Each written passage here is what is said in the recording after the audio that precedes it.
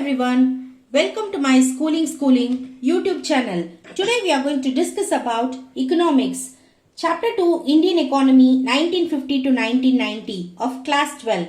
Let's get started. But before that, subscribe to my YouTube channel and press the bell icon. You'll be notified every time.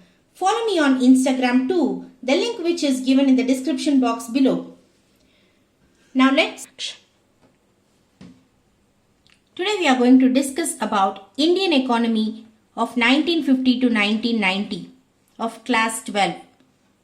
This is a continuation of chapter 1. Of course, we have been discussing in chapter 1 about the foreign invasion, how the Britishers made Indians as slaves, what were their motives, etc. The zamindari system, how land was not distributed equally to the people. Now here we are going to discuss about certain problems. The economic system and planning. Economic system. It is an arrangement through which central problems of the economy are solved. What do you think how a country should be? We should discuss about the economic system and we should plan, isn't it not? Everything needs a proper planning. So today we are going to discuss about the economic system and planning of India. Now we shall get started with the three central problems. First is choice of production. What goods and services should be produced in the country is the first and foremost question that comes in our mind. Second, choice of technology. How should be the goods and services produced? Either human labor to be used or technology, machine to be used. How much more capital to be invested, etc. Next comes the problem of distribution. How should the goods and services be distributed? It is not sufficient that goods alone should be produced or goods should be used by technology. It should be properly distributed also. Here we are going to see about the different types of economic system classification. The three types of the classification of economic system. First comes socialist.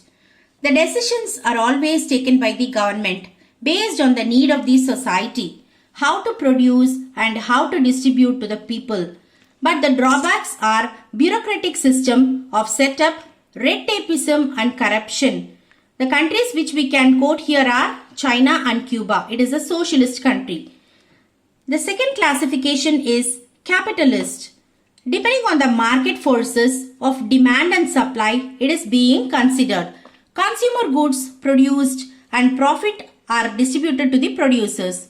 Distribution is based on the purchasing power parity of the people. If the income of the people is more, they are going to buy it. So capitalist is not a good system for India. Unequal distribution of income. We can say that it is laissez-faire or free market economy which exists in North America, Japan, Australia, Western Europe, etc. Mixed economy. This is the next system which we are going to discuss about. In this system, both public and private coexist together. Market is being produced by the goods and services. Government provides goods and services which the private cannot give. The merits of this are scope to private for economic development. Planning of economic development provides stability. This encourages competition between the private and the public sector, which leads to enhanced productivity. The example which we can quote here is India. This is the best system for India. But of course, there are demerits also. The demerits are the government cannot control the private sector, red tapeism and corruption exists, power is vested in the hands of the private sector. Planning is essential for everything, for a country particularly. So we are going to discuss about the economic planning of our country. The central authority defines goals which is to be accomplished in a specified period. It is setting plan which is to be achieved for the goals of a country. Now we are going to discuss about the planning commission.